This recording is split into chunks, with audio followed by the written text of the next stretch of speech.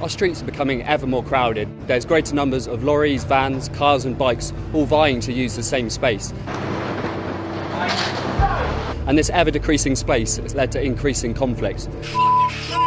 And we've all seen it on our roads. There's misunderstanding, entitlement, anger. This leads to conflict.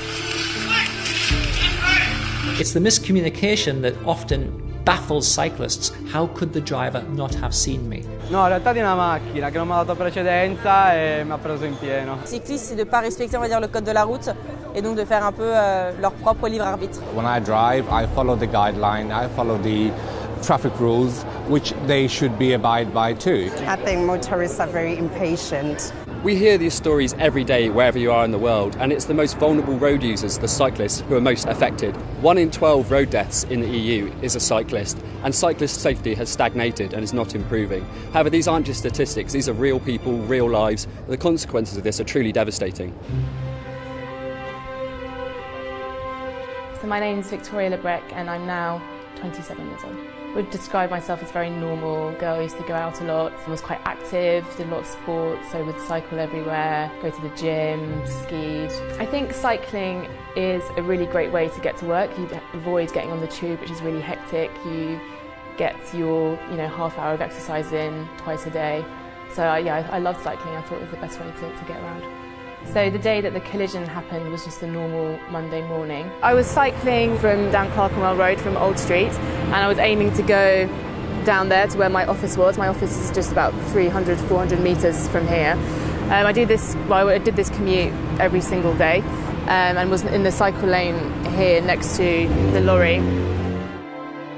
As I was going over, I saw wheels turning, and from what I've seen of the footage and everything since then, I veered round here and then the front wheels knocked me off my bike and then the back wheels of the lorry ran over my pelvis. If it wasn't for London's air ambulance, I would definitely be dead. They did this procedure on the roadside to stop all of the internal bleeding. They put me in a coma at the roadside and then I think I was under for about 10 days after that. But unfortunately in hospital later on they had to amputate my leg partly because of the injuries but also because of the loss of blood going to that limb.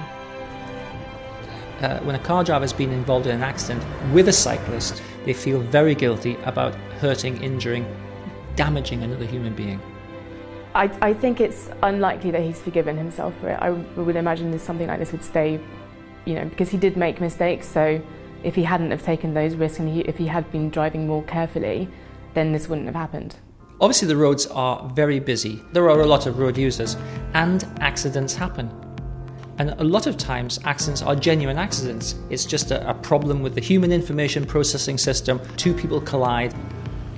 The consequences of road crashes are far and wide, and it's not just those people who have been impacted in the crash themselves. Sometimes it could just be a driver who is driving by and through no fault of their own has been involved in a crash, and this can affect their lives for months and years to come. People who come to see me typically are struggling with symptoms of post-traumatic stress disorder, commonly following road traffic accidents.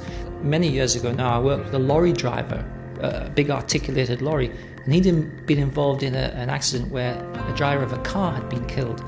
Now, this was such an intense experience that the lorry driver, had no memory of the accident itself. He blamed himself, he felt tremendously guilty.